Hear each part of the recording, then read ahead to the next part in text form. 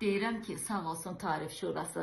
Yenə də ilimizi, üzr istəyirəm, ilimizi gözəl gətirdi. İlin elə dəyişməsinə bir iki gün qalmış. Dedi ki, duyduq, duymadıq deməyin.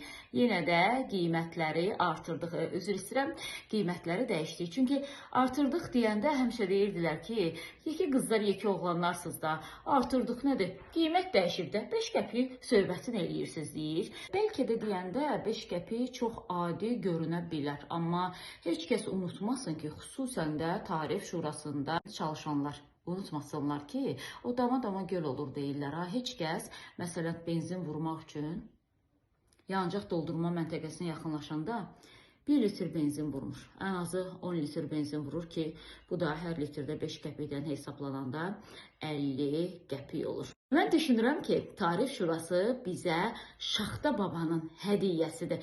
O hədiyyə ki, bir ömür sürprizlər eləyəcək bizə. Bilirsiniz, niyə Şaxta babanın hədiyyəsi deyirəm? Çünki yeni il qabaq möhtəşəm hədiyyə eləyirlər ki, il ərzində də, necə deyərlər, altından çıxa bilmirik.